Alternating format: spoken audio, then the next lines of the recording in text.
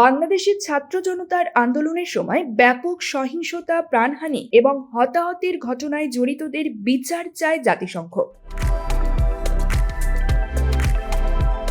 একই সঙ্গে সহিংসতা, প্রাণহানি এবং মানবিক ও রাজনৈতিক অধিকার লঙ্ঘনের সঙ্গে জড়িতদের জবাবদিহির মুখোমুখি করার দরকার বলেও মন্তব্য করেছে সংস্থাটি। স্থানীয় সময় মঙ্গলবার 20 আগস্ট জাতিসংঘের নিয়মিত ব্রিফিংয়ে বাংলাদেশ বিষয়ে দেওয়া বিবৃতিতে এবং সাংবাদিকদের করা প্রশ্নের জবাবে মহাসচিব আন্তোনিও গুতেরেসের মুখপাত্র স্টিফেন ডুজারিক এসব মন্তব্য করেন। তিনি বলেন, বাংলাদেশের নতুন অন্তর্বর্তীকালীন সরকারের প্রধান উপদেষ্টা ডক্টর মোহাম্মদ ইউনূসকে অভিনন্দন জানিয়ে চিঠি লিখেছেন মহাসচিব আন্তোনিও গুতেরেস। চিঠিতে বাংলাদেশের শান্তি ফিরিয়ে আনা এবং জাতীয় সংসদ নির্বাচন আয়োজনের প্রচেষ্টাকে স্বাগত জানিয়েছেন তিনি।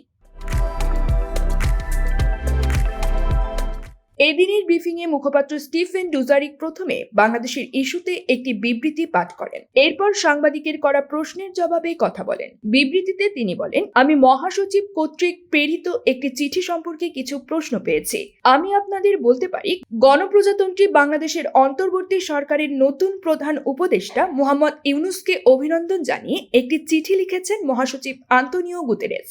চিঠিতে মহাসচিব আরও বলেছেন, তিনি আশা করেন যুবক ও নারীদের পাশাপাশি সংখ্যালঘু এবং আদিবাসী সম্প্রদায়ের কণ্ঠস্বরও বিবেচনায় নেওয়া সহ ডক্টর ইউনূসের সরকার একটি অন্তর্ভুক্তিমূলক পন্থা গ্রহণ করবে। তিনি সব নাগরিক এবং বিশেষ করে সংখ্যালঘুদের পূর্ণ সুরক্ষা নিশ্চিত করতে বাংলাদেশের অন্তর্বর্তী সরকারের উপর নির্ভর করছেন। এছাড়া রোহিঙ্গা শরণার্থীদের কল্যাণ নিশ্চিত করার জন্য ডক্টর ইউনূসকে জোরালোভাবে আহ্বান জানিয়েছেন মহাসচিব, বিশেষ করে মিয়ানমারের অবনতিশীল পরিস্থিতির পরিপ্রেক্ষিতে। পরে এক সাংবাদিক বাংলাদেশে চলমান পরিস্থিতি নিয়ে প্রশ্ন করেন। তিনি বলেন, সংকটময় এই সময়ে বাংলাদেশে যখন স্থিতিশীলতার দিকে এগিয়ে যাচ্ছে, তখন বাংলাদেশকে সমর্থন জানিয়ে মহাসচিব যে চিঠি লিখেছেন তার জন্য ধন্যবাদ জানাচ্ছি।